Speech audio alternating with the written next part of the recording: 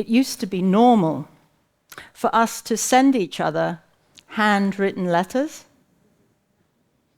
It used to be normal to read a paper map before we started a new journey. And it used to be normal to see people light up and smoke anywhere, everywhere. I was 9 when my dad got the sad news that his mum had died.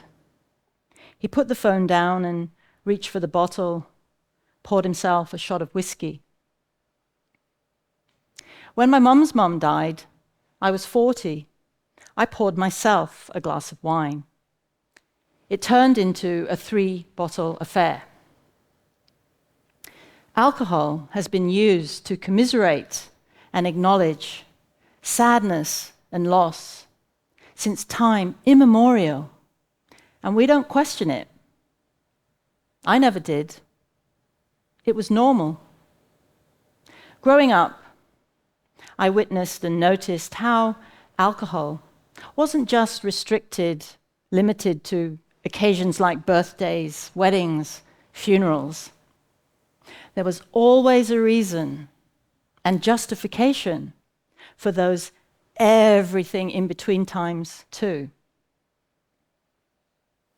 Alcohol has been woven into the very fabric of the way we live our lives. It is a societal norm. Glamorized, romanticized, normalized. Why do we never question this? What do we think alcohol provides us when we connect, celebrate, and commiserate with each other? What if we could begin to change this narrative and start to rethink about the way we drink instead and ask why? I was 15 when I went to my first party. I arrived with 2 friends who disappeared within 5 minutes, leaving me on my own. I didn't like it. I felt abandoned. I felt afraid. I didn't know anyone else. I was alone. Someone offered me a drink and I took a sip, and things started to change. It was like I'd drunk a magic potion, and I began to relax and feel less self-conscious, less of an outsider. But the game changer was I felt included, connected, part of something. I belonged and no longer felt so abandoned and alone. Despite the fact I overdid it that night and ended up collapsing on the bathroom floor, my lasting memory was I'd found a solution that helped me fit in and not feel so alone. For the next 38 years, I held this belief that when I drink, I fit in. When I don't drink, I'm alone. Alcohol became my best friend, something to lean on and trust, to help me get through all those good times, the bad times, and those everything in between times. But now, when I look back at that young, vulnerable 15-year-old girl, all I see is her fear and desperation to want to fit in, not miss out, and not feel so abandoned and alone. That fear of being alone and fear of missing out, FOMO, were seeds of insecurity that would grow and blossom, and for nearly 4 decades continued to develop and flourish into unhealthy dependency, denial, and disconnection with myself. Alcohol's prevalence and influence in society is only questioned when it becomes problematic.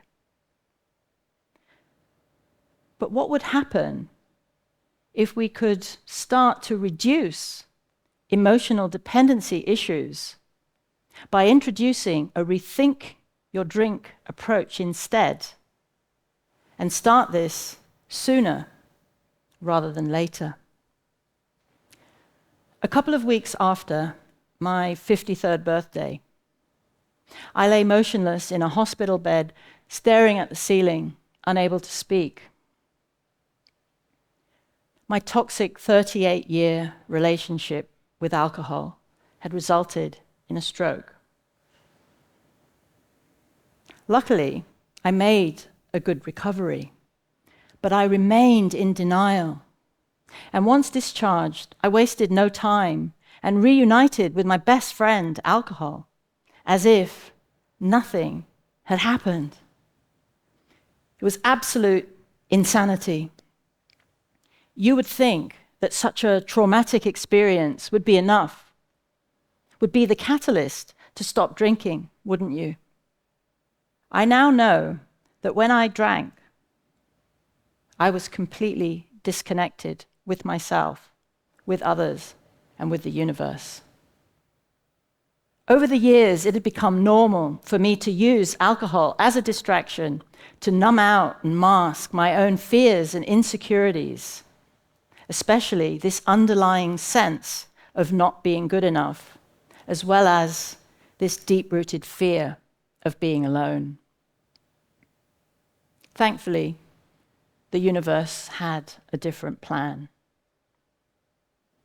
3 months later, I stood on a beach in Thailand on New Year's Eve with my sister, who asked if I could make her a promise to not drink for a year. In that moment, a transcendent experience occurred. We both felt the power of the universe connect us to something bigger than ourselves. It was like time stood still. It was like witnessing the aurora or a lunar eclipse. It was so beautiful, magical, truly divine. I consciously said yes to her, but even then, I had every intention to be drinking again on day 366. On the 1st of January 2014, I had my last drink, and the countdown began. When day 366 arrived, I knew better, and I was making better choices. Consciously choosing an alcohol-free lifestyle entails so much more than simply altering what's inside your glass. Unraveling my relationship with alcohol enabled me to ascertain and clarify that this fear of missing out, FOMO, is a myth. My whole world changed when I discovered a new state. I call it JOMO, the joy of moving onwards. It's all about the joy that's available to us when we continue to move onwards, away from distraction, away from emotional dependency, denial, and disconnection, and be aiming towards a place where we can make better choices and where we can learn to become our own best friend instead.